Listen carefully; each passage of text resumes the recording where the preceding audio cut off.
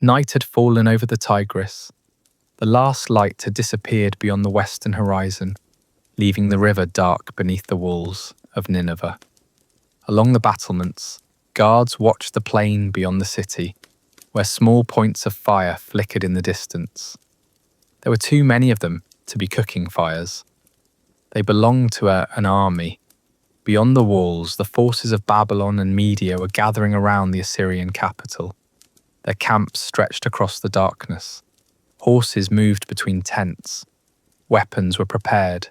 Orders passed quietly from one group of men to another. Inside Nineveh, the gates had been closed. Massive doors of wood and metal stood between the city and the armies outside. Above them, enormous winged creatures watched in silence. Their stone bodies were those of bulls or lions. Their faces were human.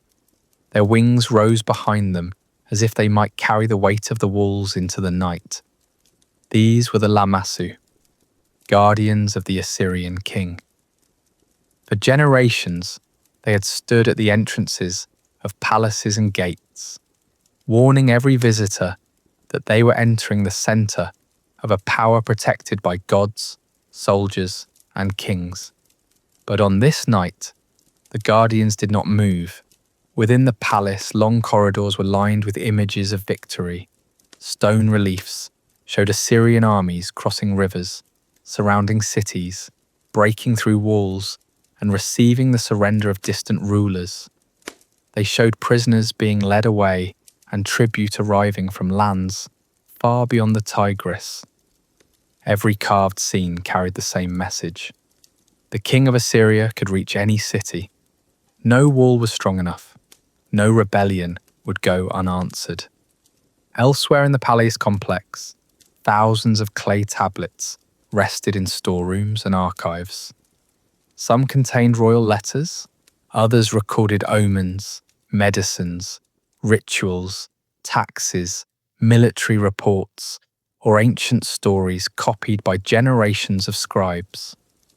Among them were tales already older than Assyria itself. The city held the memory of Mesopotamia inside its walls. It also held the machinery of empire.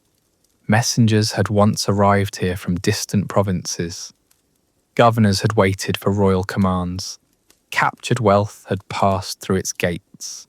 From Nineveh, orders had travelled across mountains, deserts, and river valleys to territories stretching from the Persian Gulf toward the Mediterranean.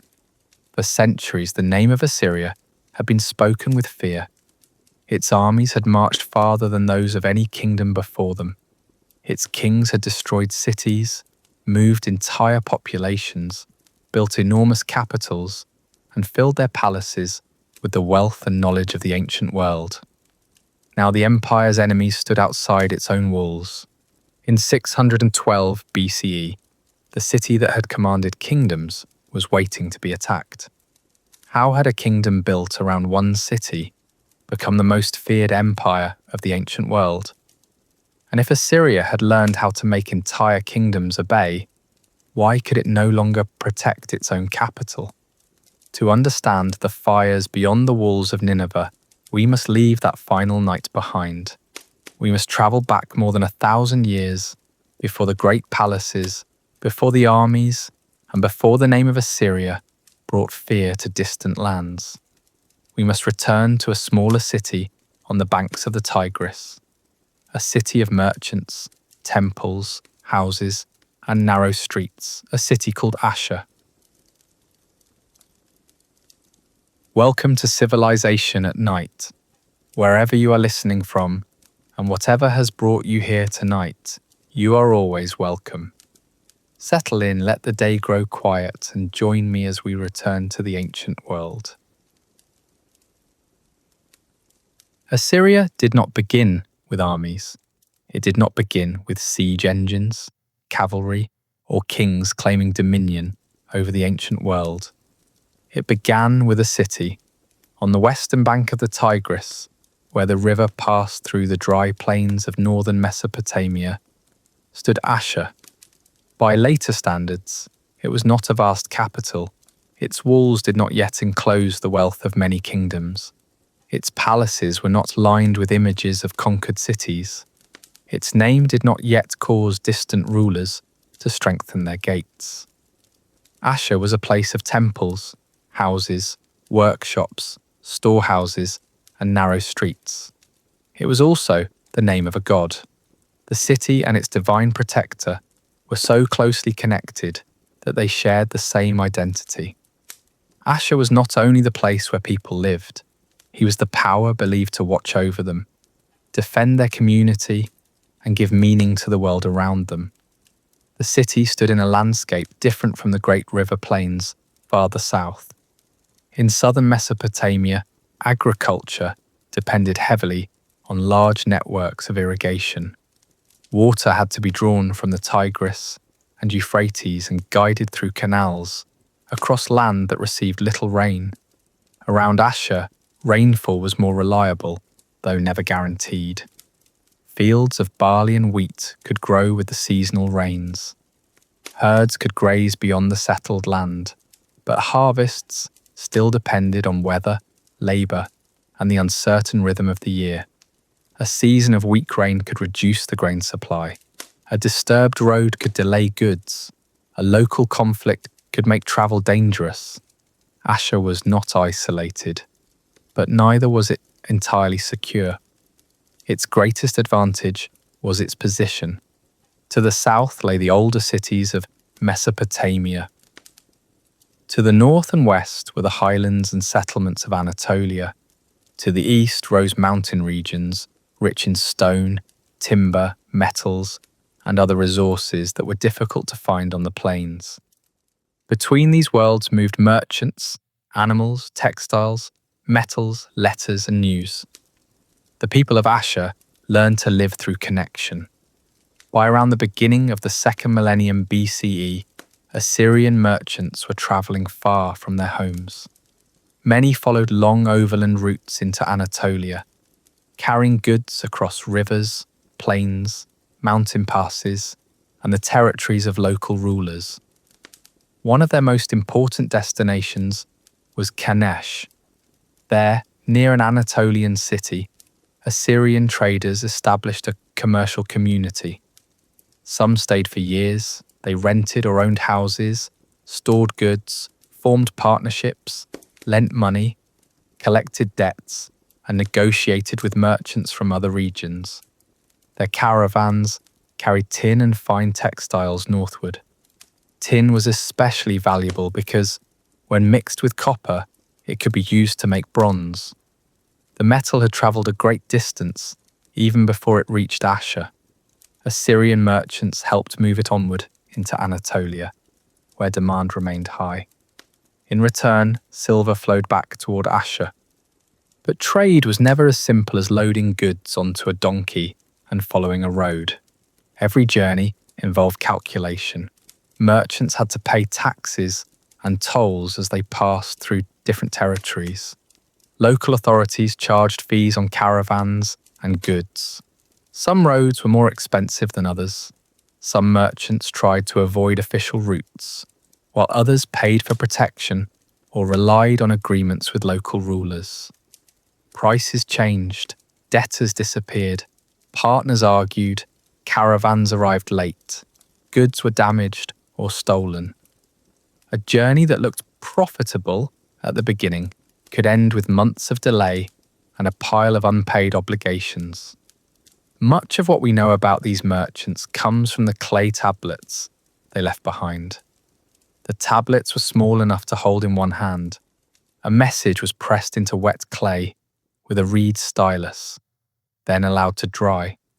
Some letters were placed inside clay envelopes, which could be sealed before being sent along the trade routes.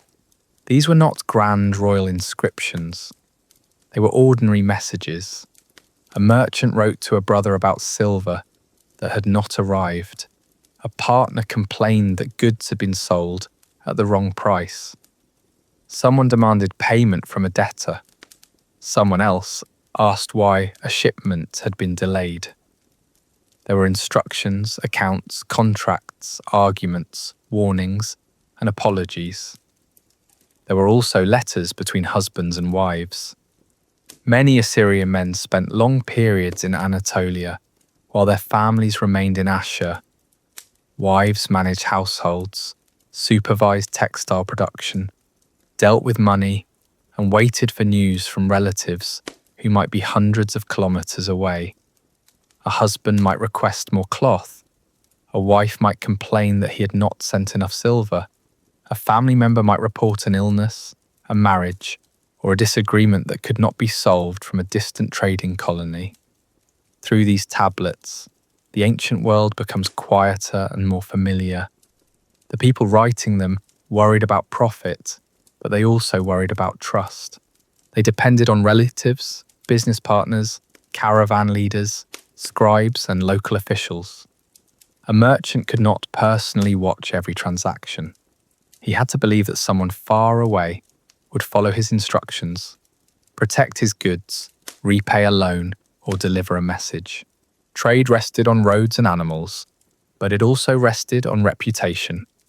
A merchant known for breaking agreements could lose access to partners and credit. A family divided by suspicion could weaken an entire business network. A delayed letter could leave someone uncertain about what to buy, what to sell, or whom to trust. Long before Assyria learned to govern provinces, the people of Ashur learned how to manage relationships across great distances. They learned how to send information from one city to another. They learned how to keep records. They learned how to calculate taxes, prices, risks, and obligations. They learned how to create networks that continued to function even when the people within them were separated by mountains and weeks of travel. Before the Assyrians became famous for destroying cities, they became successful by connecting them. The caravans did not create an empire. The merchants were not soldiers. Their letters did not command armies, but the habits formed along those distant roads would endure. Movement, communication, record-keeping, organization, and the careful management of money, loyalty, and trust. Many centuries later, those skills would no longer serve trade alone. They would serve kings, they would serve armies, and they would help hold together an empire. For centuries, Ashur lived beside powers greater than itself. To the south stood the wealthy cities of Babylonia, heirs to some of the oldest traditions in Mesopotamia. To the west and north, kingdoms rose across the upper river valleys and the lands leading toward Anatolia.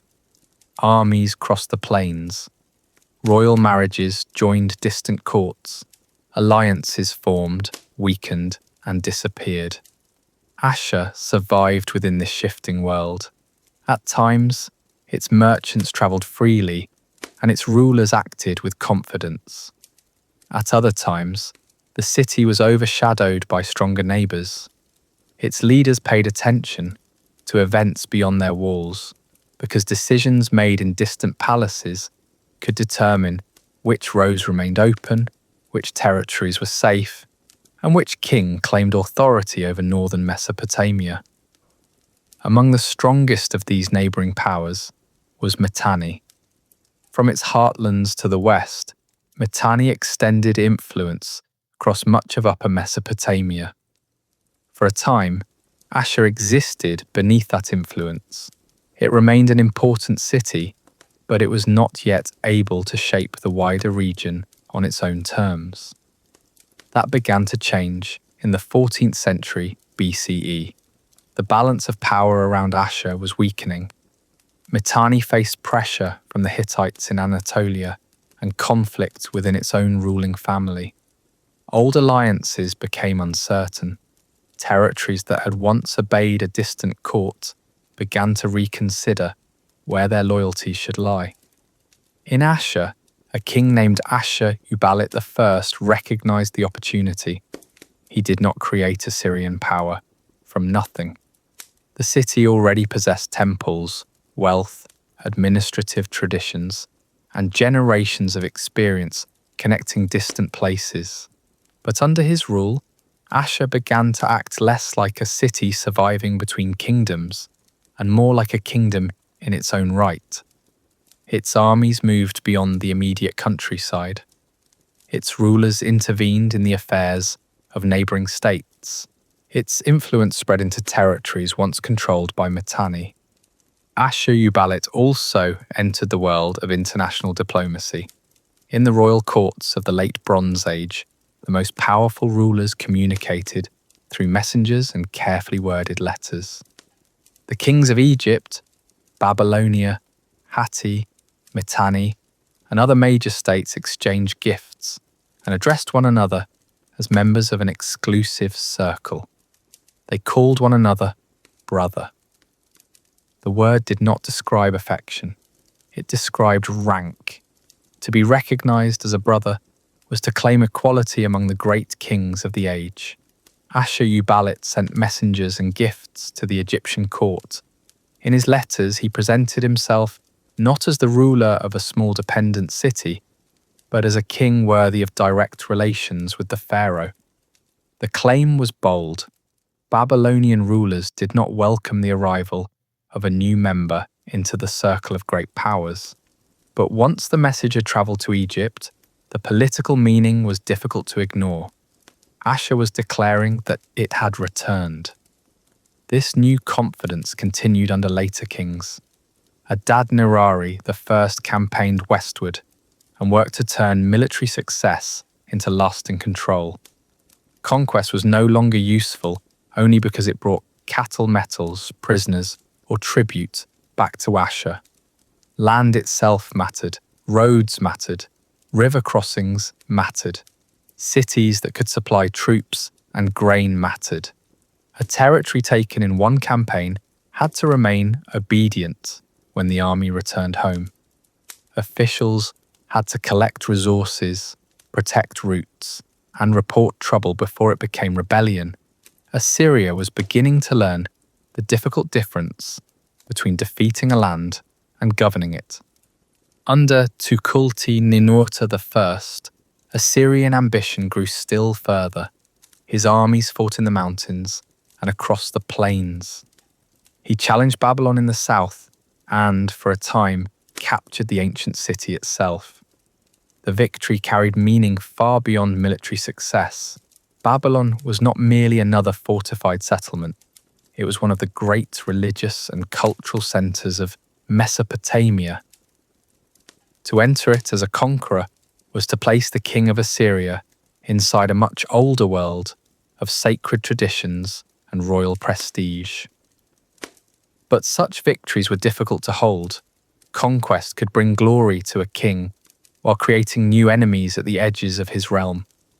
Garrisons had to be supplied, local rulers had to be watched, court officials had to remain loyal. A kingdom growing outward also became more complicated within.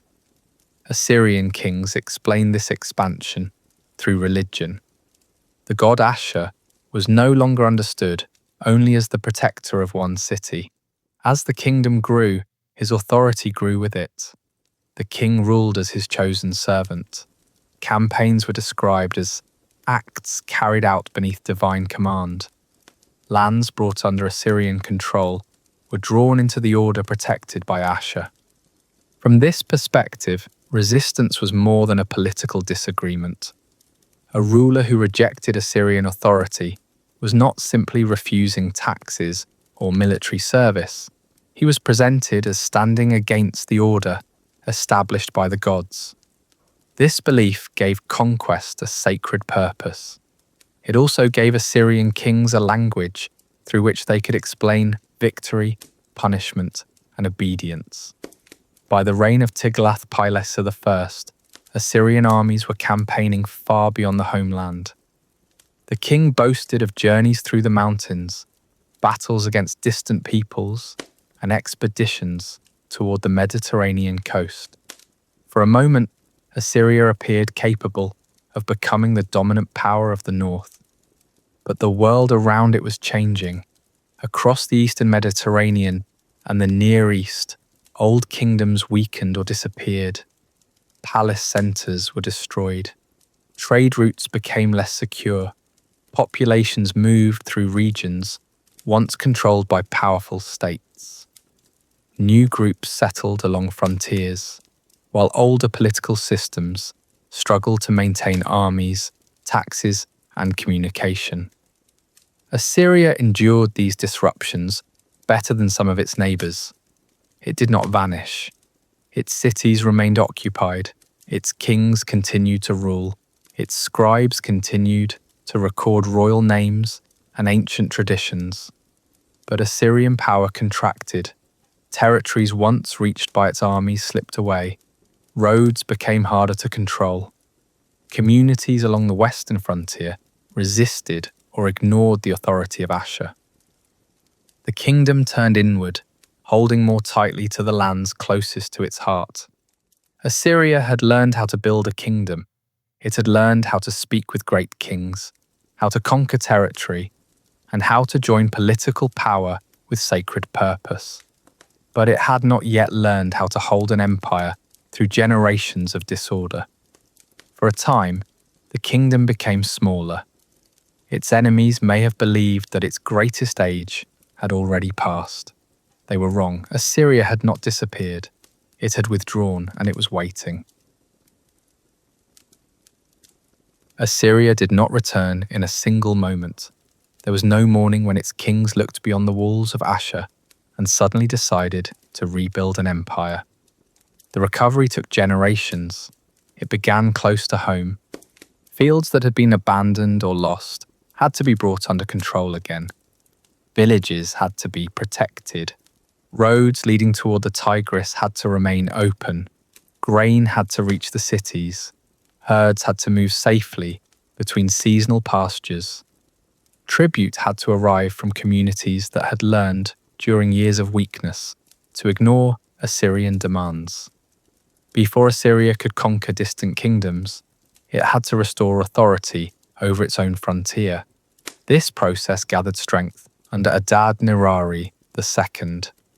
When he came to the throne near the beginning of the 9th century BCE, much of the territory, once claimed by Assyria, was no longer firmly controlled. Western lands had slipped away. Aramean groups occupied towns and routes across Upper Mesopotamia. Local rulers paid tribute when it suited them and resisted when Assyrian pressure weakened. Adad-nirari did not solve these problems in one campaign. He returned again and again. His armies moved through the river valleys, attacked fortified settlements, received tribute, and re-established control over agricultural land. Each victory restored part of the network that Assyria had lost. The purpose was not simply to gather wealth and return home. The roads had to remain open after the army departed. The grain-producing countryside had to continue feeding Assyrian cities. Local rulers had to understand that submission was not temporary. Under later kings, the pattern became more deliberate. The army advanced, a city submitted and offered tribute. Its ruler remained in place provided he obeyed. Another city resisted. Its walls were attacked, its leaders punished, and its resources taken. The king returned to Assyria and recorded the campaign as a victory. Then, if the region rebelled again, the army came back. This was not yet the fully organized empire that would later stretch from the mountains of Iran toward Egypt. But its foundations were becoming visible. Assyria was learning how to repeat conquest until obedience became part of the landscape. The transformation became much clearer under Ashur-Nisir-Pal II. He came to the throne in 883 BCE. His inscriptions describe almost constant movement. The king crossed rivers, entered mountain valleys, marched through dry plains, and approached cities whose rulers had stopped paying tribute. Some submitted before the army arrived, others closed their gates. Ashur-Nisir-Pal made examples of those who resisted. His royal texts describe punishments in deliberate and frightening language. These accounts were not private confessions. They were public statements of power. They told neighbouring rulers what could happen if tribute stopped. They told provincial officials what the king expected. They told future generations that rebellion had been answered. Yet Ashur-Nasirpal was not only destroying and threatening, he was also building. He moved the main royal residence away from the old city of Ashur to Kalhu, now known as Nimrud. Kalhu had ancient roots, but under Ashur-Nasirpal, it was remade on an enormous scale. Walls rose around the city, temples were restored or built, storehouses received goods from across the expanding realm. A vast royal palace took shape on the citadel. Its rooms were lined with stone panels, carved in low relief. Some showed the king performing rituals. Others showed divine beings, sacred trees, hunting scenes, armies, prisoners, and conquered lands. The palace turned the empire into a sequence of images. A visitor walking through its halls did not see only decoration. He saw the world as the Assyrian king wished it to be understood. At the centre stood the king, protected by the gods. Beyond him stood the army. Beyond the army stood lands that had submitted. And beyond those lands waited territories that had not yet learned to obey. The construction of Kalhu drew materials and people from many regions. Timber came from distant mountains. Stone was cut and transported. Metals, ivory, textiles, animals, and luxury goods arrived as tribute or royal property. Workers were brought from conquered territories. Craftsmen with different languages and traditions laboured beside one another. Some came willingly in search of opportunity. Others had been displaced by Assyrian campaigns. The city itself became proof of conquest. Its palace was built not only from bricks and stone, but from the labour, wealth and skills of many lands. When Ashur-Nasirpal celebrated the completion of his palace, thousands of guests were fed in Kalhu. Officials, local inhabitants, foreign representatives, and people brought from across the realm gathered around the new centre of power. The feast was an act of generosity. It was also a statement. Assyria could gather people, animals, food, and wealth from a territory far larger than the old homeland around Ashur. The empire was beginning to take physical form. Ashur-Nasirpal's son, Shalmaneser III, pushed Assyrian power farther still. His campaigns reached Syria, the Levant, Babylonia, and the mountain frontiers. He received tribute from rulers whose lands lay far beyond the Tigris. Monuments showed foreign kings bowing or presenting gifts before Assyrian authority. But Shalmaneser's reign also revealed the limits of repeated campaigning. A king could defeat a coalition in battle without destroying it completely. A ruler might pay tribute one year and rebel the next. A city might open its gates while the Assyrian army was nearby, then stop obeying once the soldiers had gone. Some regions required campaign after campaign. The same names appeared repeatedly in royal records because victory did not always mean permanent control. Assyria was powerful, but much of that power still had to be demonstrated again and again. The new empire was not a single, uniform state. Some lands were ruled directly by Assyrian governors. Others remained under local kings who paid tribute and supplied troops. Certain cities obeyed because they feared attack. Mountain regions and distant frontiers could slip beyond control whenever the centre weakened. It was a network of provinces, vassals, roads, garrisons, tribute, and threats. As long as the network functioned, wealth flowed toward the royal cities. Wood, metals, horses, grain, animals, craftsmen, and soldiers moved inward. Orders, armies, officials, and demands moved outward. But the larger the network became, the more often it had to be defended. An ambitious king could begin a conquest. He could carve the victory into stone. He could build a palace from the wealth it produced. But to hold the empire together, Assyria needed more than ambition. It needed soldiers who could march in every season. It needed engineers who could cross rivers and break walls. It needed horses, food, roads, weapons, and information. It needed a machine of war. A rebellion might begin far from the Assyrian heartland. Perhaps a local ruler stopped sending tribute. Perhaps a governor reported that soldiers had been attacked along a road. Perhaps messengers arrived with news that a city had closed its gates and called neighbouring kingdoms for help. The first sign of war might not be the sound of weapons. It might be a clay tablet placed before the king. The message would be read in the palace. Officials would discuss the distance, the season, the roads, the strength of the city, and the loyalty of nearby rulers. Scouts might already be moving through the region. Other reports would follow, confirming which towns had joined the rebellion and which remained obedient. Then the order would go out, the army would gather. Men arrived from Assyrian provinces and subject territories. Some were professional soldiers, others were levied for a campaign and expected to return to their fields when the fighting ended. They did not come alone. Horses had to be collected and inspected, weapons had to be repaired. Arrowheads, spear points, shields, helmets, ropes, tools, leather, timber, and spare equipment had to be prepared. Oxen and pack animals carried supplies. Carts moved more slowly behind the soldiers.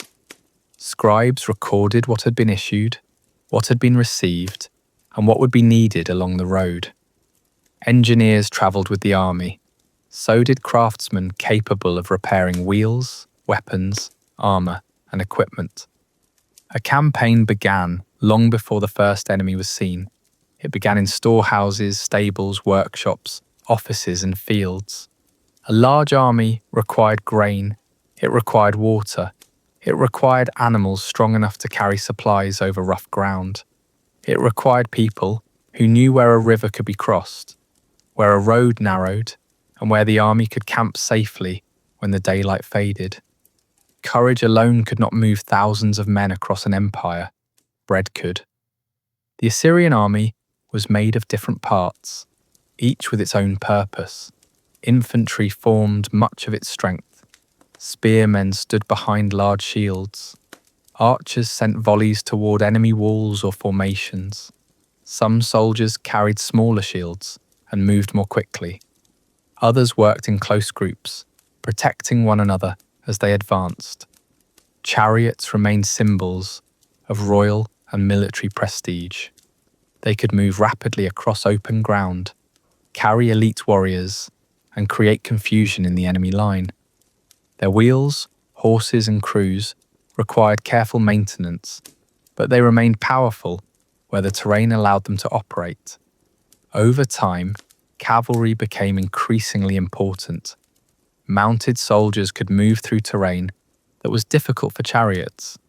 They could scout ahead, pursue retreating forces, carry messages, and strike quickly at vulnerable positions.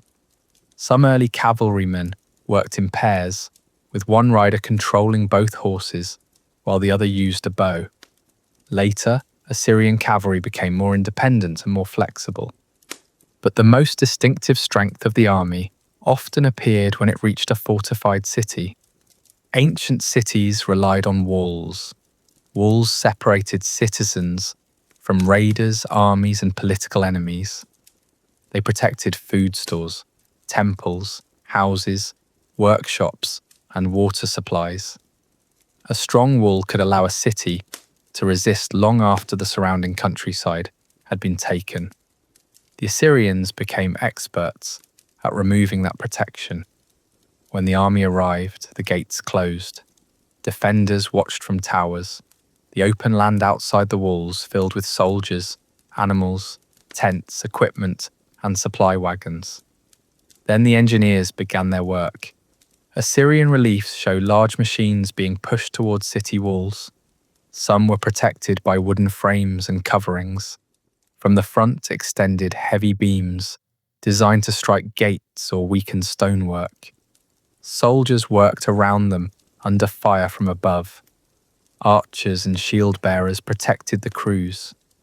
Water might be poured over the machine to stop burning material thrown by defenders from setting it alight. Elsewhere, labourers built ramps of earth and stone. These allowed soldiers and siege equipment to approach sections of the wall that would otherwise have been difficult to reach. The work required time, planning, and enormous physical effort. Men carried baskets of soil. Stones were dragged into position. Wooden supports were placed beneath the growing slope. The ramp itself became a weapon, slowly changing the shape of the land outside the city. Other soldiers attacked from below. They dug near the foundations of walls, trying to weaken them or create a passage. Timber supports could hold a tunnel open until the work was complete. If the supports were then burned or removed, part of the wall might collapse under its own weight. Ladders were raised. Archers fired toward defenders on the battlements. At several points around the city, Assyrian forces might attack at once, forcing the defenders to divide their attention. The purpose was not only to break stone, it was to break confidence. Each sound from beneath the wall suggested that the foundations were weakening. Each impact against a gate reminded those inside that the army had not gone away. The Assyrians also became skilled at moving through difficult landscapes. Their armies crossed rivers using boats, inflated animal skins, wooden structures, and whatever local materials could be gathered.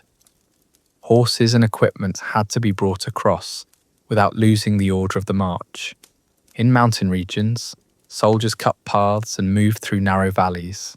In dry country, the location of wells could decide whether an army continued or turned back.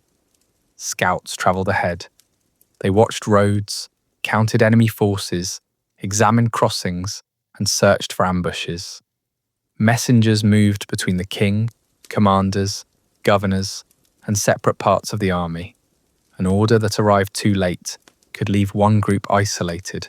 A false report could send thousands of soldiers in the wrong direction. Information was as necessary as weapons. So was discipline. An army spread across a road could stretch for kilometres. The front might reach a river while the rear was still leaving the previous camp. Animals wandered. Wheels broke. Soldiers became tired. Supplies disappeared more quickly than expected.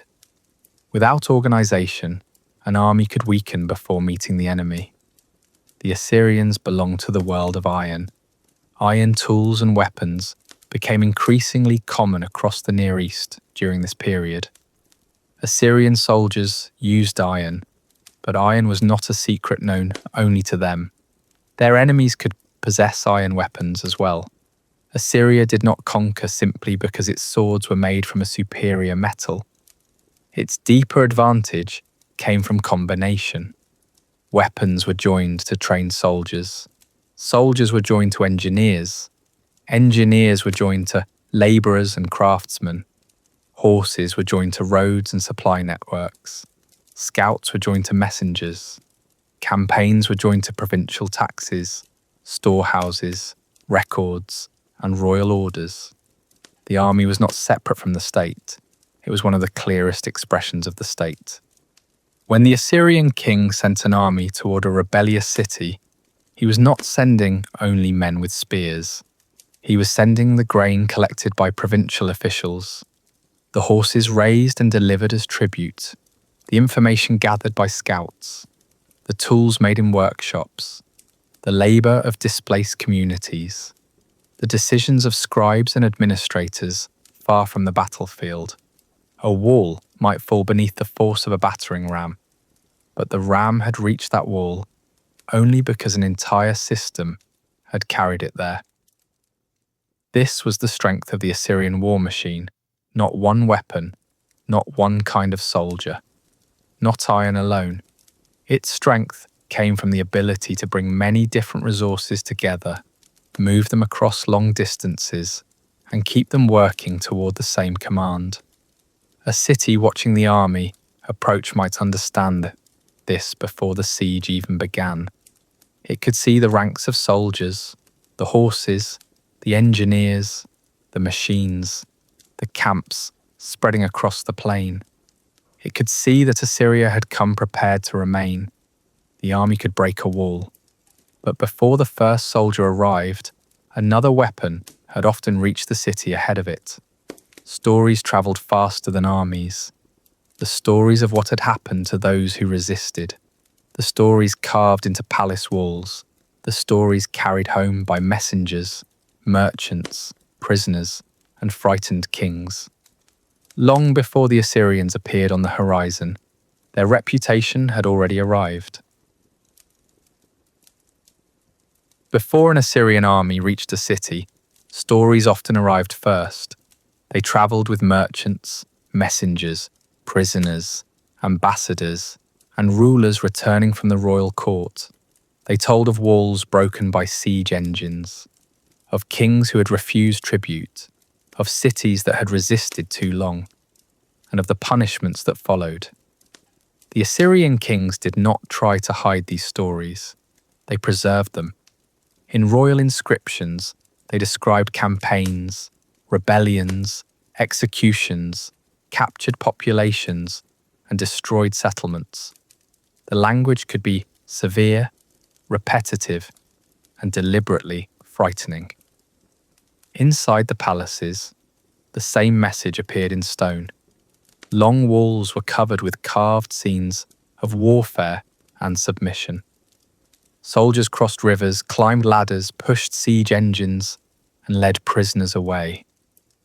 Foreign rulers approached the king with gifts, captured animals, precious objects, and tribute from distant lands were displayed as evidence that resistance had failed and obedience had been rewarded.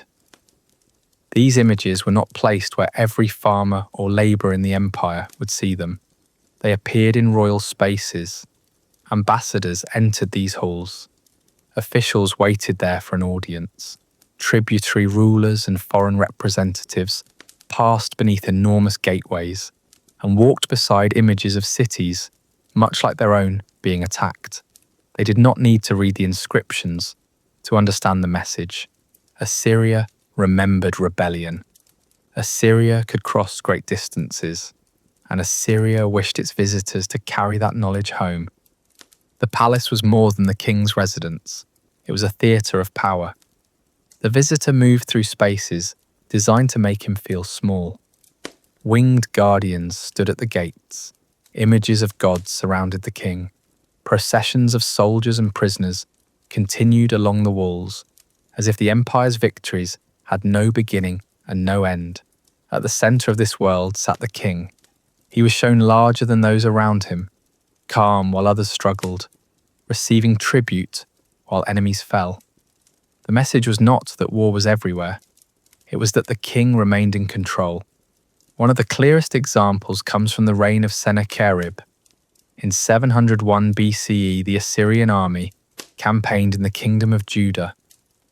Among the cities that resisted was Lachish, an important fortified centre southwest of Jerusalem. The city stood behind strong walls on a raised position. Its defenders prepared for attack. The Assyrians surrounded it. Engineers built a great siege ramp leading toward the fortifications. Battering rams advanced along the slope.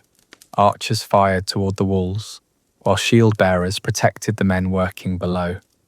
The assault succeeded. Lachish was captured. Its inhabitants were led away, and the city became another example of what happened when a fortified place refused Assyrian authority. But the event did not end when the army departed. Sennacherib had the siege represented across the walls of a room in his palace at Nineveh. The reliefs showed the city's defences, the Assyrian machines, soldiers climbing the walls, prisoners leaving their homes, and the king seated outside the conquered city. A visitor entering the room could follow the entire campaign in stone. The Assyrian army had taken Lachish once. The palace allowed it to take Lachish again and again. Every foreign envoy who saw the images became another witness. Every official who walked past them was reminded what the state expected. Every ruler who returned home could describe the machines, the prisoners, and the king watching from his throne. This raises an important question. Why would Assyrian kings wish to be remembered through such violence? Why record punishments that later generations might consider cruel? The answer is not simply that they lost control in moments of anger. Many of these displays were calculated. They were part of a political language. A ruler who surrendered, paid tribute, and remained loyal might keep his throne. His city might remain standing. His family might continue to govern beneath Assyrian authority. A ruler who rebelled risked becoming an example. The message was simple. Open the gates and life may continue. Close them, and what follows may be remembered far beyond your own walls. Fear could reduce the need for constant fighting. If one city surrendered because it had heard what happened to another, Assyria saved soldiers, time, food, horses, and equipment. A reputation for unstoppable punishment could sometimes accomplish what an army would otherwise have to do by force. But the royal inscriptions must be read carefully. They were not neutral records. The kings of Assyria did not write histories designed to present every side of a conflict. They selected events that supported the image they wished to create. Defeats could be ignored. Uncertain outcomes could be described as victories. The size of enemy armies, tribute payments, and captured populations could be presented in exaggerated terms. The texts tell us what happened, but they also tell us what Assyrian kings wanted others to believe had happened. Other ancient states used violence as well. Babylonian, Egyptian, Hittite, and later Persian rulers all punished rebellion, deported populations, destroyed cities, and celebrated military victories. Assyria was not unique because it invented imperial violence. It was distinctive because it documented and displayed that violence with extraordinary detail. Its own monuments helped create the image that would survive long after the empire disappeared. The Assyrians became remembered as exceptionally cruel, partly because they worked so carefully to appear terrifying. Yet even at the height of their power, they did not govern by fear alone. Assyrian kings negotiated with local rulers. They arranged alliances. They accepted tribute instead of destroying every city. They used gifts, marriages, promises, religious ceremonies, and political calculation. Some communities benefited from the security of imperial roads and access to larger markets. Some local elites gained power by cooperating with Assyria. Some governors served the empire because it protected their position against rivals. The empire was violent, but it was also practical. Its rulers understood that a destroyed city could no longer pay taxes. Dead farmers could not harvest grain. Empty roads could not carry tribute. Fear was useful only when it produced obedience, and obedience had to be turned into administration. Once a city opened its gates, Assyria still had to govern what lay behind them. Taxes had to be collected, disputes had to be settled, letters had to be delivered, officials had to be appointed, grain had to move between countryside, garrisons, and cities. Reports had to reach the king before a small disturbance became another rebellion. Fear could make a city surrender, but fear could not measure a field, repair a road, count a harvest, or carry an order across hundreds of kilometers. To do those things, Assyria needed something larger than reputation. It needed provinces, it needed messengers, it needed records, and it needed a system capable of turning conquered lands into parts of an empire. An empire could not be held together by armies alone. The Assyrian king might defeat a city, remove its ruler, and demand tribute. But once the soldiers moved on, the deeper work began. Fields had to be measured, taxes had to be collected, roads had to remain open. Local disputes had to be settled before they became larger conflicts. Governors had to know what the king expected, and the king had to know what his governors were doing. The farther Assyria expanded, the more difficult this became. A rebellion might begin hundreds of kilometers from the royal capital. By the time news reached the palace, the local ruler could already have gathered allies, closed roads, and prepared his defences. Assyria needed to reduce that distance. It did so through administration. This transformation accelerated under Tiglath-Pileser III, who came to the throne in the 8th century BCE. He inherited a powerful kingdom, but one that had experienced internal weakness and growing pressure along its frontiers. Some provincial governors had become influential enough to act almost like independent rulers. Vassal kings obeyed when Assyria was strong, then tested the limits of that obedience when the centre appeared distracted. Tiglath-Pileser changed the structure of the empire. More conquered lands were taken away from local dynasties and reorganised as Assyrian provinces. Instead of leaving a defeated ruler on his throne, the king could appoint an official directly responsible to the royal court. Large territories were divided into smaller administrative units. This reduced the power of individual governors and made it more difficult for one official to control enough land, soldiers, and resources to challenge the king. The borders on the map were not the only things that changed. The flow of the empire changed with them. Grain moved toward garrisons and cities. Horses were collected for the army. Metals, timber, textiles, livestock, and labour were directed toward royal projects.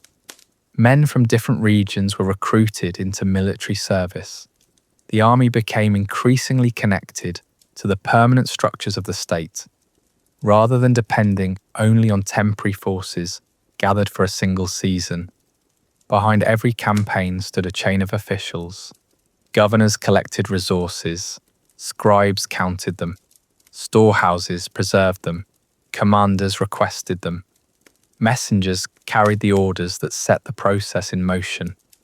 Across the empire, roads connected these parts. Some were ancient routes that had carried traders and travellers for centuries. Others were repaired, protected, or reorganised to serve Assyrian administration. They linked provincial capitals to river crossings, military bases, royal cities, and distant frontiers.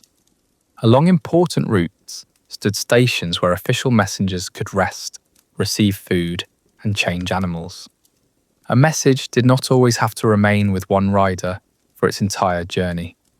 Fresh horses and new couriers could carry onward, allowing royal information to travel far more quickly than an ordinary traveller. Imagine one of these messengers riding through the evening. Behind him lay a provincial city where a governor had sealed a tablet for the king. Ahead lay the next station. He might be carrying news of troops gathering near a border, a report on grain supplies, a request for workers, a warning that heavy rain had damaged a road, or a letter claiming that a neighbouring ruler was preparing to rebel. The messenger did not need to understand the entire empire. He did not need to know where every road ended or why every order had been given. He needed to know where the next station stood. He needed to protect the tablet, and he could not allow it to arrive late. Letters flowed in both directions. Governors wrote to the palace about taxation, military preparations, harvests, construction, local rivalries, and suspicious movements beyond the frontier. Commanders reported on soldiers, horses, weapons, and enemy forces. Scholars and priests sent information about eclipses, dreams, diseases, unusual births, and other events interpreted as possible signs from the gods. The king and his officials replied with commands, questions, criticism, and demands for further information. Through these messages, the royal court tried to make distant regions visible. The king could not stand in every province, but his questions could reach them, his orders could arrive. His officials knew that a report might travel beyond the provincial capital and be read before the throne. This created the impression that the center was always watching. The empire also moved people. Syrian kings had used deportation and forced resettlement before Tiglath-Pileser III. But under the later empire, the policy became larger, more systematic, and more closely connected to administration. After a rebellion or conquest, part of a population might be removed from its homeland and resettled elsewhere. These were not always groups of prisoners driven to the edge of society and abandoned. Assyria relocated farmers, craftsmen, soldiers, officials, specialists, and entire families. Some were sent closer to the Assyrian heartland. Others were moved from one province to another. People from distant regions could be placed in newly developed agricultural land, in provincial towns, or near royal capitals where their labour and skills were needed. The policy served several purposes. Removing influential families and portions of a population could weaken the ability of a conquered region to rebel again. Empty or underused land could be cultivated by new settlers. Skilled craftsmen could work on palaces, temples, weapons, furniture, textiles, and luxury goods. Soldiers could reinforce frontier regions. Communities from different parts of the empire could be separated from old political loyalties and tied more closely to the Assyrian state. From the palace, this might appear as organization. Names were recorded, numbers were counted, destinations were chosen. Officials arranged food, transport, land, and labor. But for the people being moved, the experience was not an administrative system. It was the loss of home. A family might be given only a short time to prepare. They gathered what they could carry: a cooking vessel, a piece of cloth, tools connected to a trade, a small object from a household shrine, perhaps grain for the road, perhaps nothing more than the clothes they wore. They left behind fields shaped by generations of work, the graves of relatives, the streets where their children had grown, the temple where familiar rituals marked the seasons. They might not know how far they were going. They might not know whether the road would last days or months. They might not know whether they would ever see their home again. At the end of the journey, the landscape could be unfamiliar. The soil felt different beneath their feet. The seasons followed another rhythm. Neighbours spoke languages they did not understand. The family was expected to plant crops, serve in a workshop, join a military unit, or help build a city belonging to the king who had ordered their removal. They became part of Assyria without choosing to become Assyrian. Yet forced resettlement did not erase every identity. People carried languages, skills, beliefs, recipes, memories, and family traditions into their new homes. Communities adapted.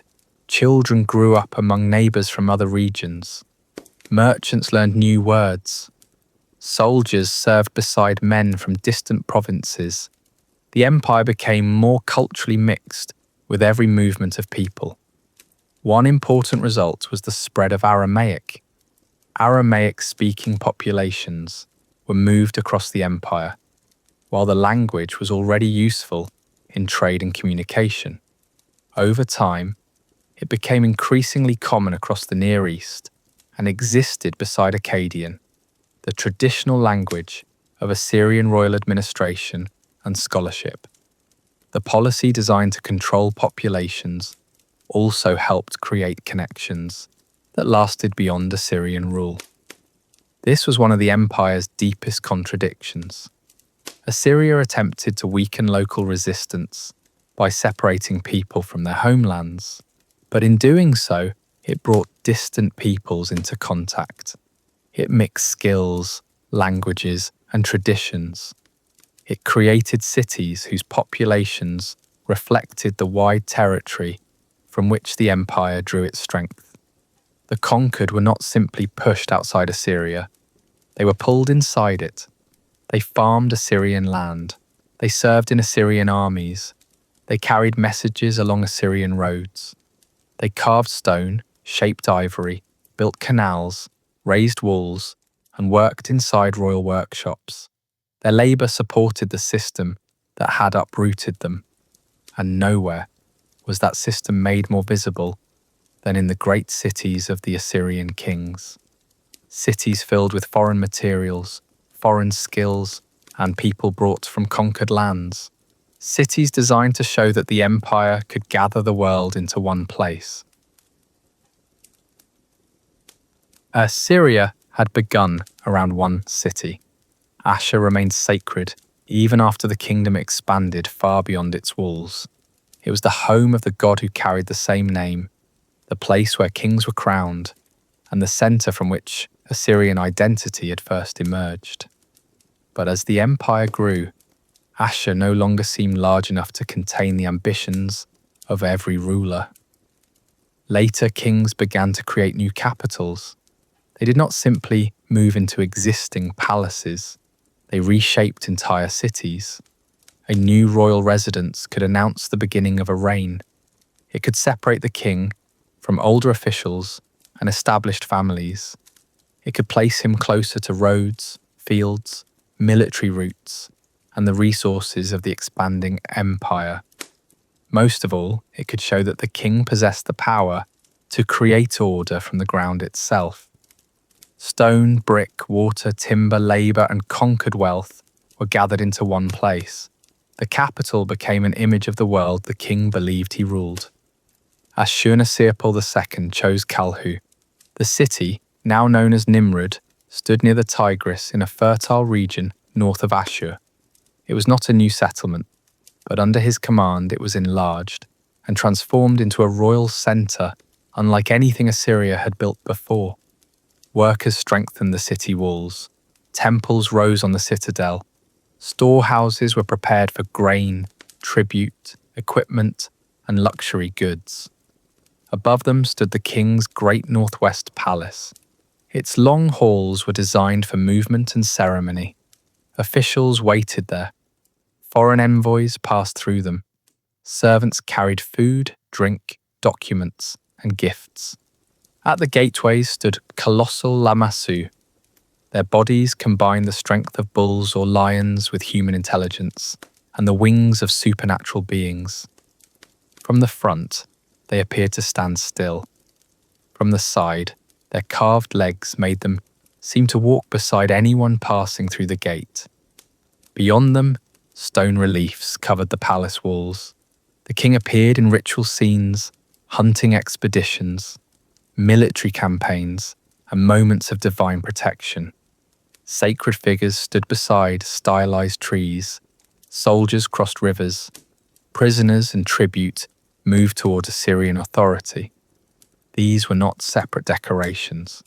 Together, they created a world in which the king stood at the center of order. The materials used to build that world came from far beyond Kalhu. Timber arrived from the mountains and forests to the west. Metals came from regions connected to Anatolia and Iran. Stone was cut from quarries and dragged toward the city. Ivory, textiles, precious objects, animals, and unusual plants reached the capital through trade, tribute, and conquest. The palace gathered distant landscapes inside its walls. Forests became beams and doors. Mountains became statues. Foreign kingdoms appeared as gifts carried in ceremonial processions. The empire was made visible through the materials it could command. Ashurnasirpal marked the completion of the palace with an enormous celebration. For days, thousands of guests were fed. Officials, foreign representatives, residents of Kalhu, and people from across the realm shared bread, meat, beer, and wine. The feast showed generosity. It also demonstrated capacity. Only a state with deep storehouses, functioning roads, obedient provinces, and access to distant resources could gather so many people and supply them on such a scale. The king's city had become a display of the empire's reach, but the palace did not rise through royal command alone. Behind every finished relief stood workers whose names were rarely recorded. Stone cutters separated enormous blocks from the quarry. Teams dragged them onto sledges and hauled them across prepared roads. Labourers raised earthen ramps so the stone could be moved into position. Sculptors marked outlines across the surface, then slowly released figures from the rock. Brickmakers mixed clay, water, and straw. They shaped bricks by hand and left them to dry beneath the sun. Carpenters measured beams and doors. Metalworkers produced fittings, tools, weapons, and decorative objects. Gardeners prepared soil and planted trees. Canal workers redirected water toward fields, parks, and palace grounds. Servants cleaned halls, prepared meals, cared for animals, and maintained the rhythms of royal life. Many of these people came from conquered territories. Some were skilled craftsmen whose abilities made them valuable to the state. Others had been forcibly resettled and assigned to royal projects. They spoke different languages. They remembered different gods. They had grown up beneath different mountains, beside different rivers, or in cities now required to serve Assyria. Their hands built the capital that celebrated their conquest. Generations later, another king began an even more ambitious project. Sargon II chose a site northeast of Nineveh and ordered the creation of a new city. He called it Dur-Sharrukin, the fortress of Sargon. Unlike Ashur or Kalhu, it was planned almost entirely as a royal foundation. Its walls enclosed a carefully ordered space. The palace and temples rose on a high platform. Monumental gates were guarded by enormous lamassu. Courtyards, storerooms, ceremonial halls, administrative rooms, and residences were arranged to reflect the hierarchy of the state. The city was not allowed to grow slowly according to the needs of generations. It was imagined as a complete expression of royal power. Fields were assigned. People were brought in. Water was managed. Roads connected the new capital to the rest of the empire. The project required enormous quantities of labour and material. Quarry workers, transport crews, brickmakers, engineers, sculptors, scribes, and overseers were all drawn into the construction. From a distance, the rising walls must have seemed permanent, but royal cities were tied closely to the men who created them. In 705 BCE, Sargon died during a military campaign. His body was not recovered. For an Assyrian king, this was more than a personal tragedy. It could be understood as a sign that divine favour had failed. His successor, Sennacherib, did not remain in the city built to glorify his father. Dur-Sharrukin had barely begun its life as the centre of empire before the court moved away. The palaces remained. The gates still stood. People continued to live there. But the city never became the lasting capital Sargon had imagined. This was the strange rhythm of Assyrian royal building. A king could command thousands of workers. He could move rivers, raise walls, create gardens, and fill halls with images of eternal victory. Yet the future of the city might depend on the choices of the next ruler. Ashur remained sacred. Kalhu remained magnificent. Dur-Sharrukin remained a monument to a reign cut short. Each capital preserved the ambitions of the king who had shaped it. Each was built from the resources of many lands. Lebanese timber stood above Assyrian floors.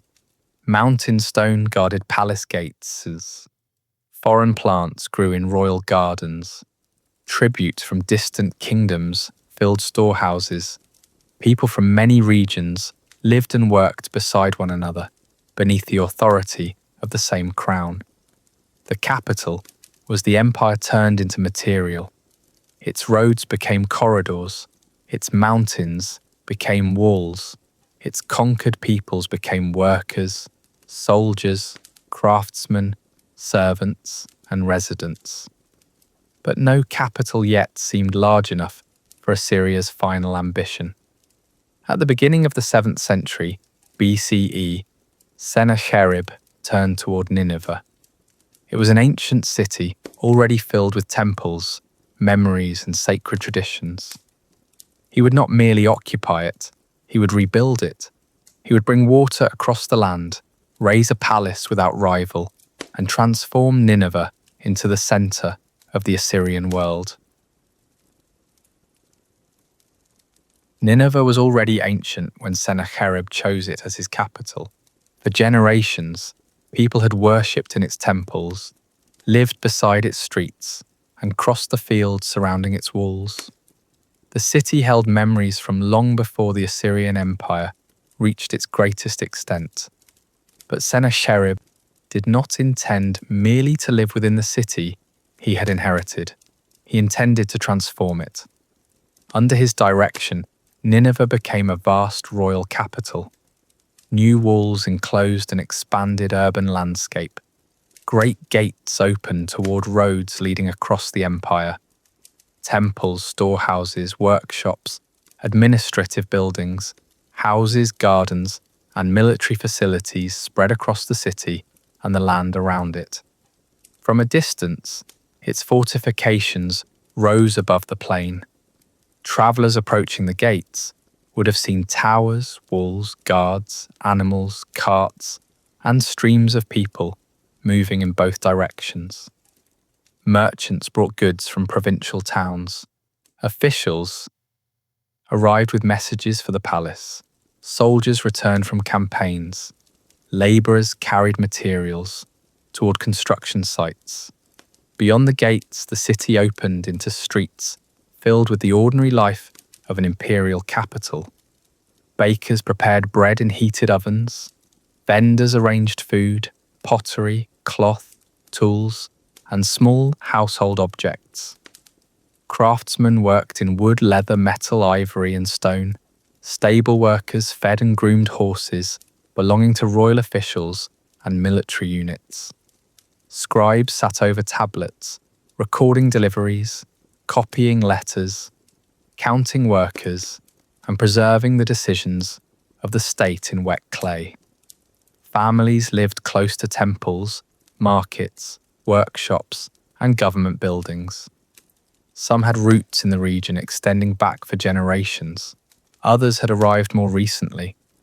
They came from Babylonia, Syria, Anatolia, the Iranian highlands, the Levant, and territories farther west.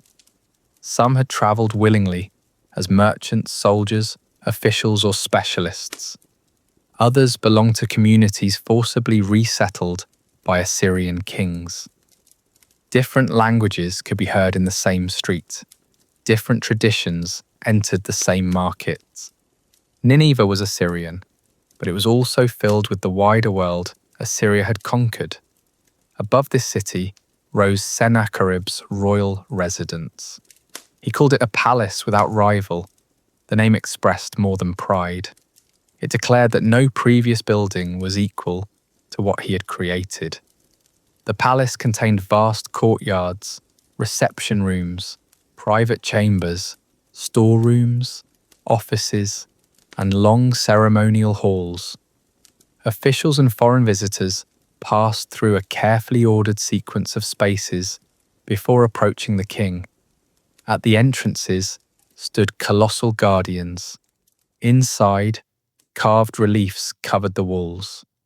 They showed armies marching through mountain valleys, soldiers crossing rivers, fortified cities surrounded by siege engines, tribute arriving from distant lands, prisoners moving beneath the watch of Assyrian guards. The empire appeared across the palace in stone. A visitor could walk from one campaign to another without leaving the royal residence. The victories seemed continuous.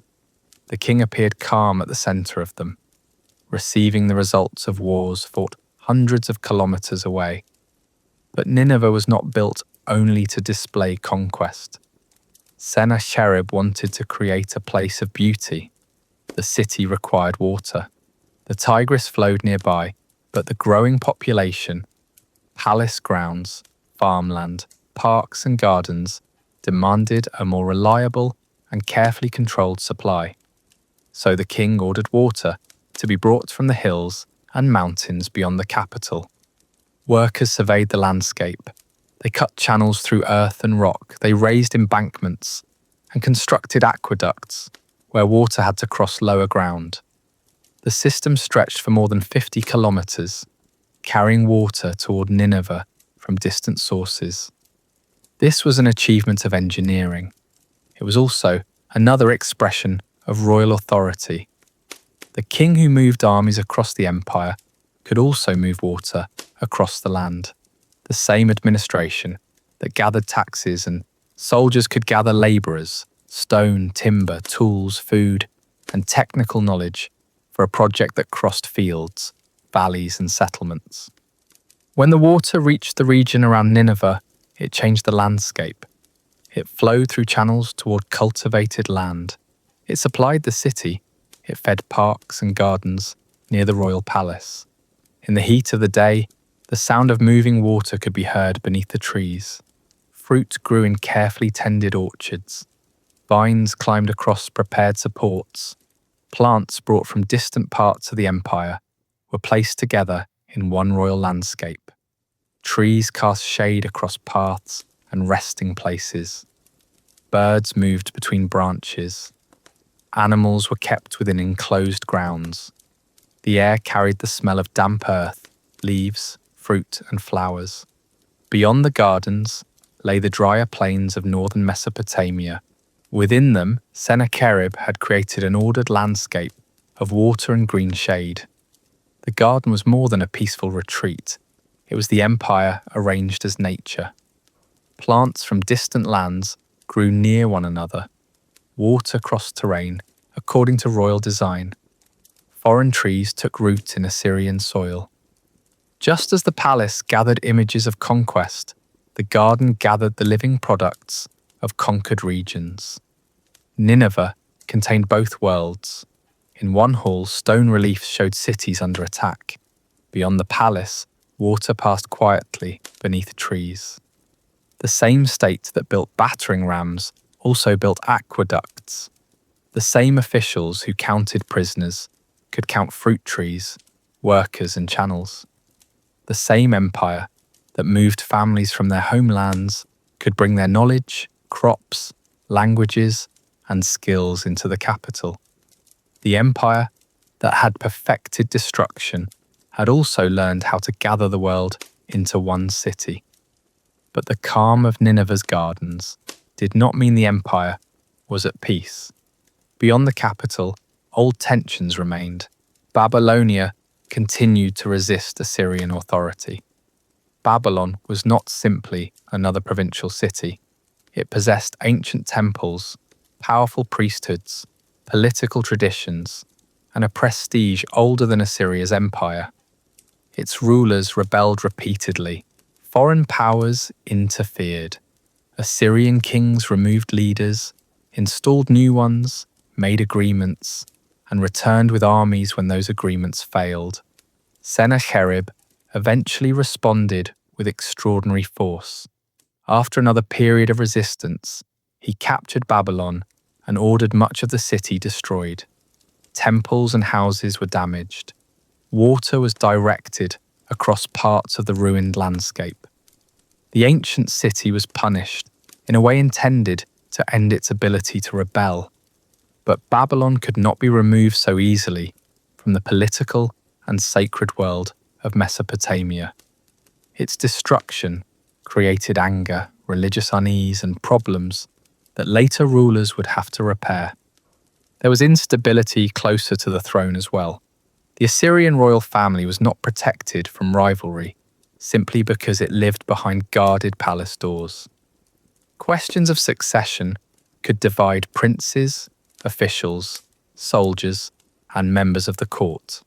A king might command distant provinces while remaining vulnerable inside his own household. Sennacherib had built walls, gates, canals, gardens, and a palace without rival. He had transformed Nineveh into the center of the empire, but he could not create perfect order within his own family. In 681 BCE, the king was killed. The details remain uncertain, but ancient accounts place the murder within the royal household. His death was followed by conflict before another son, Esarhaddon, secured the throne. Nineveh remained magnificent. Water continued to flow through its channels. Scribes continued to write. Officials continued to pass beneath the palace gates. But beneath the splendor lay a system that was never entirely still. Babylon remained restless. The provinces required constant attention. Royal succession remained dangerous. And every garden, wall, road, and palace depended on the center continuing to command the resources of the empire. For now, that center held. Under Sennacherib's successors, Assyria would expand farther still. Nineveh would become not only the capital of warriors and kings, but the home of one of the ancient world's greatest collections of knowledge. Its next ruler of lasting fame would present himself as both conqueror and scholar. His name was Ashurbanipal. Ashurbanipal was not originally expected to become king. Like many Assyrian princes, he grew up inside a court where succession was never a simple matter. The royal family contained several sons, each surrounded by tutors, servants, officials, and possible supporters. When the intended heir died, Ashurbanipal was chosen to take his place. His preparation had been unusual. Assyrian kings were expected to understand warfare, ritual, government, and the obligations of the throne. Ashurbanipal received this training, but he also developed skills more commonly associated with scribes and scholars. He learned to read complex cuneiform texts. He studied the languages and traditions preserved on clay tablets. He became familiar with royal inscriptions, ancient literature, ritual instructions, prayers, medical knowledge, and the interpretation of omens. In the Assyrian court, knowledge was not separate from power. The movement of the stars, the appearance of the moon, an unusual birth, a dream, a disease, or the behavior of animals could all be examined for signs of divine intention. Scholars advised the king because the safety of the empire was believed to depend partly on understanding what the gods had revealed. A ruler who could read these traditions presented himself as more than a warrior. He was a king capable of recognizing the hidden order of the world. But when Ashurbanipal came to the throne in the 7th century BCE, he did not inherit a peaceful kingdom of scholars. He inherited the largest empire Assyria had ever ruled. Its authority reached from the Mediterranean coast into the lands of western Iran. Assyrian armies had entered Egypt, and for a time its rulers claimed influence over territories far beyond the old homeland beside the Tigris. Nineveh stood near the center of this world. Its roads carried officials, tribute, soldiers, animals, letters, and goods from distant provinces. Its palaces displayed the victories of earlier kings. Its gardens gathered plants and water into landscapes shaped by royal command. Ashurbanipal would add his own images to the city. Among the most famous were scenes of the royal lion hunt. The hunt was not presented as ordinary entertainment. In Assyrian royal thought, the lion represented danger and uncontrolled power. It belonged beyond the walls, in the uncertain landscape where order could break down. The king's duty was to confront that danger. For the hunt, lions were released into a controlled space. Soldiers and attendants surrounded the area. Ashurbanipal faced the animals from a chariot or on foot, armed with a bow, spear, or sword. The palace reliefs show the moment with extraordinary attention. Horses strain against their harnesses. Attendants watch the king. The lions rise, leap, and fall. The king remains composed. The image carried a political message. Just as Ashurbanipal defeated the lion, he would defeat forces that threatened the empire. He stood between order and chaos. His courage protected the cities, temples, roads and fields under Assyrian rule. The hunt was a carefully arranged performance, but the idea behind it extended far beyond the arena. The world was filled with dangers, rebellious rulers, foreign armies, uncertain omens, disputes within the royal family. A successful king was expected to master them all. Ashurbanipal also sought to master the written knowledge of Mesopotamia. Under his direction, texts were gathered in Nineveh from temples, scholarly families, and ancient centers of learning. Officials sent instructions asking scholars to locate useful tablets. Existing works were copied, collections were examined, texts considered valuable to the king were brought or reproduced for the royal archives. The result was not a library in the modern public sense. It was a royal collection intended to serve the palace, its scholars, and the needs of the king. The tablets contain medical treatments, prayers, rituals, hymns, astronomical observations, lexical lists, divination manuals, reports, royal correspondence, and works of literature.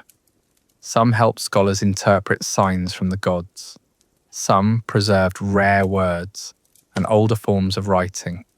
Some recorded the business of governing an empire. Others contained stories already ancient when the Assyrians copied them. Among these was the Epic of Gilgamesh, the story told of a powerful king, his friendship with Enkidu, their encounters with danger, and Gilgamesh's search for a way to escape death. Ashurbanipal ruled an empire built to make royal power appear permanent. Yet within his own collection rested a story about a king learning that no power could make a human life last forever. More than 30,000 tablets and tablet fragments associated with Ashurbanipal's collections have been recovered from the ruins of Nineveh. They represent only part of what once existed. Some tablets were broken when the palace collapsed. Others may have disappeared long before the city fell. But enough survived to preserve an extraordinary portion of Mesopotamian literature, scholarship, administration, and religious thought. Ashurbanipal could present himself as a learned king. He was also an Assyrian conqueror. His reign included long and destructive wars against Elam, a powerful kingdom east of Mesopotamia. Assyrian armies entered its cities, defeated its rulers, and carried symbols of victory back to Nineveh. The palace reliefs again transformed war into a permanent royal image. In one famous scene, Ashurbanipal reclines with his queen in a garden. Servants bring food and drink. Trees provide shade. Furniture is carefully arranged. The setting appears peaceful. But nearby hangs the head of Tumen, a defeated king of Elam. The image does not allow beauty and violence to remain separate. They occupy the same garden. The calm of the royal banquet depends on the defeat of the king's enemy. The trees, music, food, and ordered ceremony are presented as the rewards of victory. The message was clear. Chaos had been removed. The king could rest. Yet one of the greatest threats to Ashurbanipal's reign came not from a distant frontier, but from within his own family. His brother, Shamash-shum-ukin, had been placed on the throne of Babylon. The arrangement was meant to satisfy the special position of Babylonia while preserving Assyrian control. One brother ruled the empire from Nineveh. The other ruled the ancient southern city under Assyrian authority. For a time, the arrangement held. Then the relationship broke down. Shamash-shum-ukin gathered support and rebelled. Other groups joined him, turning a family dispute into a wider war. Assyrian armies moved against Babylon. The conflict lasted for years. Cities were besieged. Resources that might have defended distant frontiers were drawn into an internal struggle between brothers. Ashurbanipal eventually won. Babylon returned to Assyrian control. His authority appeared restored, but the victory carried a cost. The war consumed soldiers, food, money, and political trust. It deepened resentment in Babylonia and revealed how quickly disagreement inside the royal family could divide the empire around it. By the later years of Ashurbanipal's reign, Assyria seemed to have overcome every enemy. Elam had been broken. Babylon had been forced back into submission. Nineveh remained wealthy and magnificent. The king could walk through halls filled with the records of his victories and the knowledge of civilizations older than his own. He might have believed that the empire had reached a form of permanence, but the system around him depended on conditions that were never guaranteed. It depended on a strong king, a stable royal family, officials who obeyed the center, armies capable of reaching rebellion before it spread, provinces convinced that resistance would always end in defeat. Ashurbanipal had spent his reign proving that Assyria could survive every challenge. But the empire had also become deeply dependent on his ability to keep those challenges apart. After the final years of his reign, the records become less clear. The scholar king slowly disappears from the story, and as he does, the order he had defended begins to disappear with him. How does an empire disappear so quickly? Assyria had survived invasions, rebellions, failed harvests, royal murders, and wars within its own family. Its armies had crossed mountains and deserts. Its officials had governed provinces from the Persian Gulf to the Mediterranean. Its messengers had carried orders across roads that bound distant cities to the royal court. Only a generation earlier, Ashurbanipal had ruled the most powerful state in the ancient Near East. Then, within a few decades, the empire was gone. There is no single explanation. Assyria did not collapse only because it had grown too large. It did not fall only because Babylon rebelled. It was not destroyed by the Medes alone, nor did every conquered people suddenly rise together in one final act of revenge. Each explanation reveals part of the story. None explains the collapse by itself. But when several pressures arrived at the same time, the Assyrian system no longer had enough strength or enough time to recover. The first weakness appeared at the center. After Ashurbanipal, the sequence of events becomes difficult to reconstruct. The surviving records are incomplete. Royal inscriptions become fewer. Later accounts do not always agree. The exact timing of Ashurbanipal's death and the order in which his successors secured power remain uncertain. What is clear is that the transition was not peaceful. Several members of the royal family competed for authority. Ashur-etil-ilani succeeded Ashurbanipal, but his reign was brief. Another king, Sin-Shar-ishkun, later controlled the throne. Powerful officials and military commanders may have supported different sides. The Assyrian Empire had always depended heavily on the person of the king. Orders travelled in his name. Governors held authority beneath him. Armies fought under his command. Foreign rulers submitted because they believed the king could punish resistance. When the identity of that king became uncertain, the uncertainty spread outward. Officials had to choose whom to obey. Military units had to decide which commands were legitimate. Provincial governors could delay tribute while waiting to see who would survive. A system built around a powerful centre became vulnerable when several men claimed to stand at its centre at once. At the same time, Babylon rose again. For Assyria, Babylonia had never been an ordinary province. It was a land of ancient cities, temples, priesthoods, and traditions that reached deeper into Mesopotamian history than the Assyrian Empire itself. Babylonian scholars preserved religious and literary knowledge, respected even by Assyrian kings. Assyria tried many ways to control it. At times, an Assyrian king ruled Babylon directly. At times, a local or royal representative sat on the Babylonian throne. At times, the city was treated with respect. At other times, it was punished with extraordinary violence, but submission never became permanent. In the late 7th century BCE, a leader named Nabopolassar emerged in Babylonia. At first, his position was uncertain. Assyrian forces still operated in the south. Cities changed hands. Control shifted.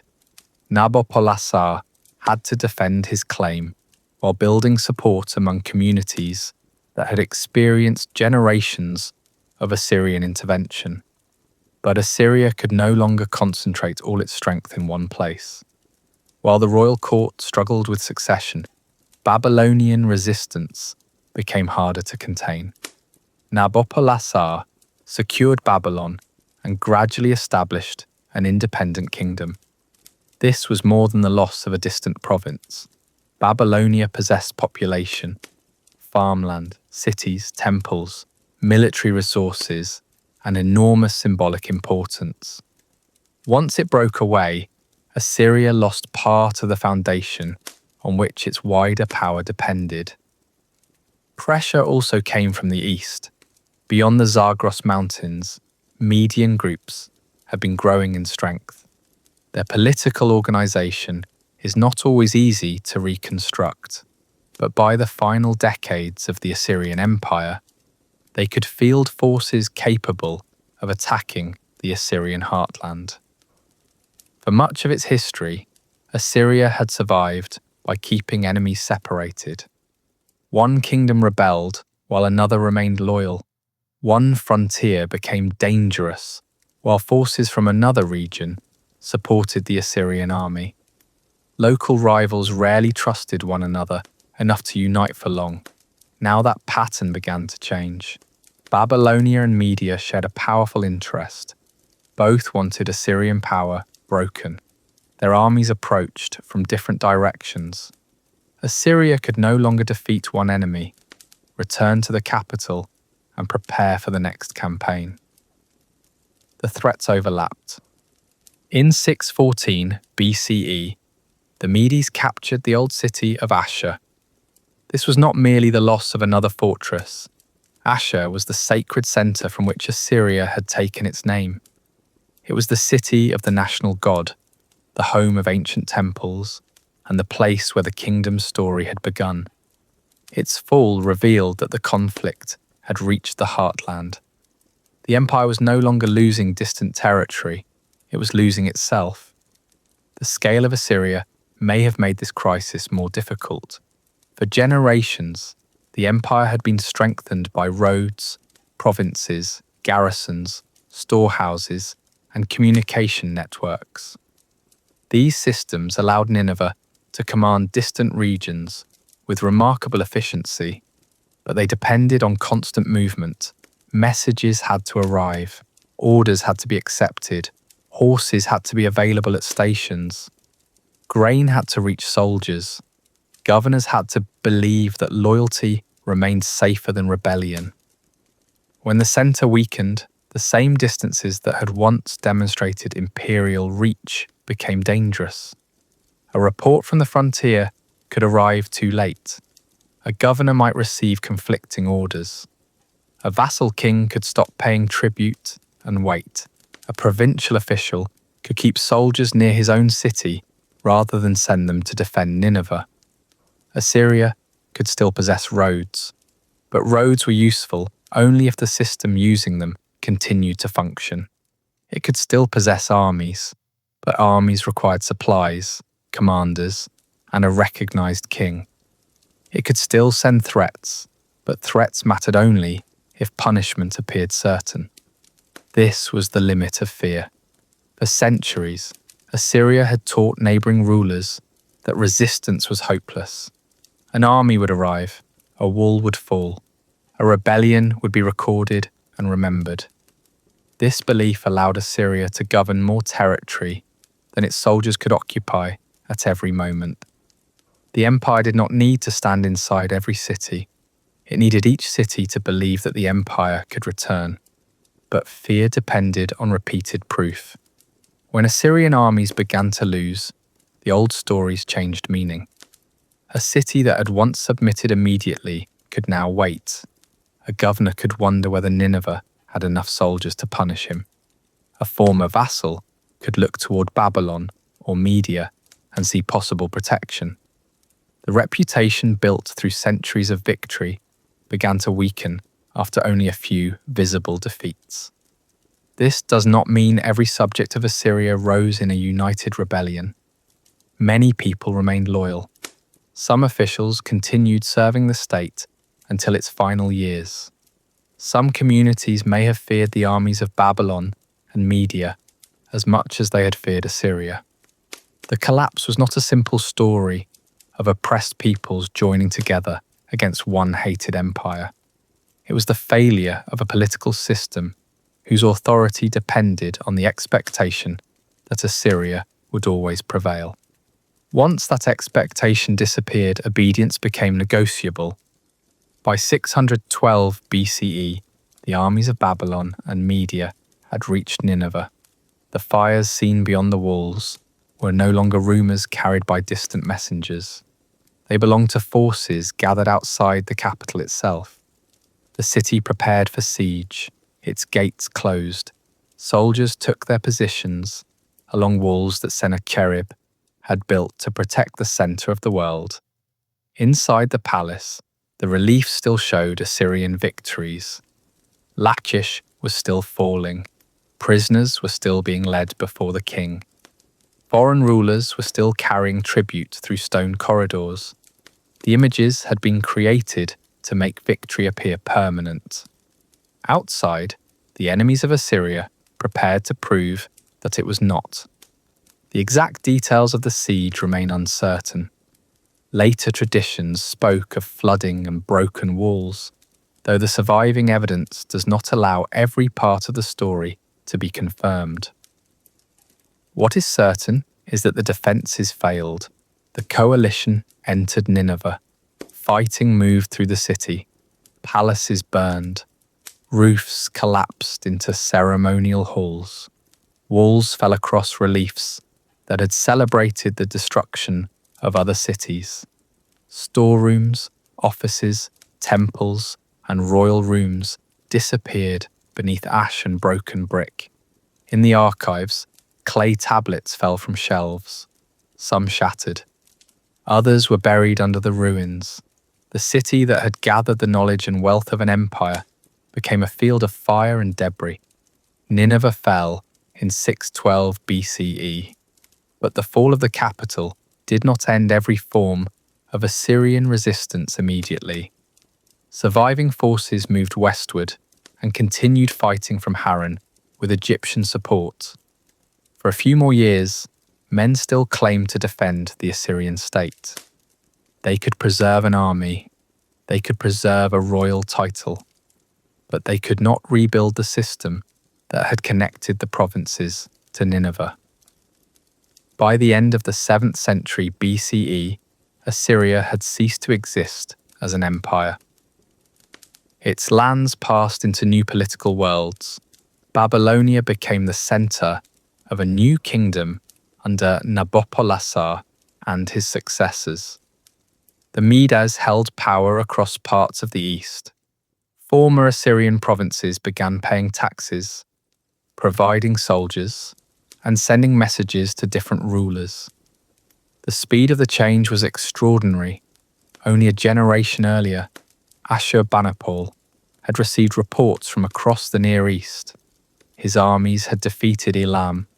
His officials had governed distant cities. His scribes had gathered ancient knowledge into Nineveh. Now the royal capitals were damaged or abandoned. The roads remained, but the messages carried different names. The fields remained, but their grain fed different armies. The people remained, but the empire that had moved, counted, taxed, and commanded them had disappeared. Assyria had spent centuries teaching the ancient world one lesson: the army would always return. After the walls of Nineveh fell, it did not return again. After the battle, the fires of Nineveh slowly went out. Smoke drifted above the broken walls. The great palace halls lay open beneath the sky. Roof beams had burned or collapsed. Courtyards filled with ash, shattered brick, and fallen stone. The reliefs that had once shown Assyrian armies destroying distant cities were buried beneath the ruins of their own capital. The gardens began to fade. Without workers to clear the channels, trim the trees, and guide water across the royal grounds, the ordered landscape slowly changed. Some plants withered, others grew wild. Paths disappeared beneath dust and weeds. Water may still have moved through parts of the old canal system, but it no longer flowed for the king. Seasons passed over the city. Rain softened exposed walls.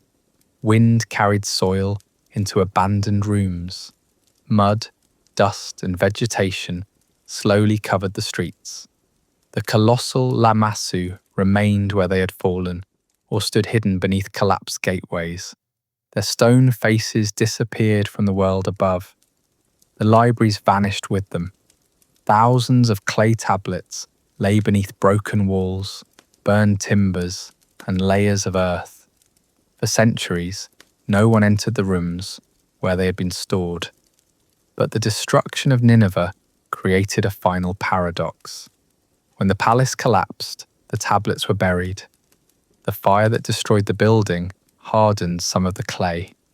The fallen walls protected parts of the collection from weather, movement, and human hands. More than 2,000 years later, these fragments returned to the light. They carried the words of kings and officials. They preserved medical treatments, rituals, prayers, military reports, astronomical observations, and interpretations of omens. They preserved lists of plants, animals, places, and ancient words.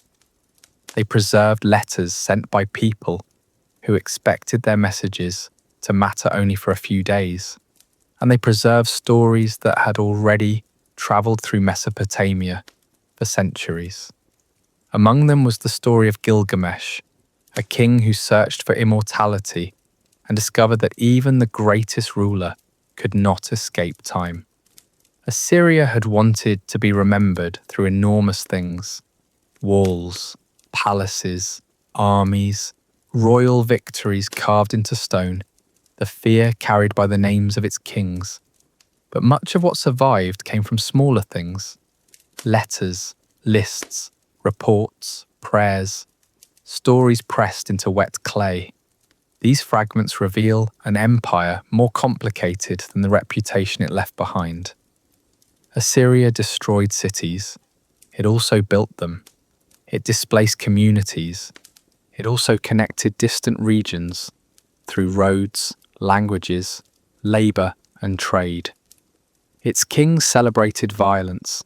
Its scholars preserved some of the oldest literature in human history. Its rulers tried to create monuments that would make their power seem eternal.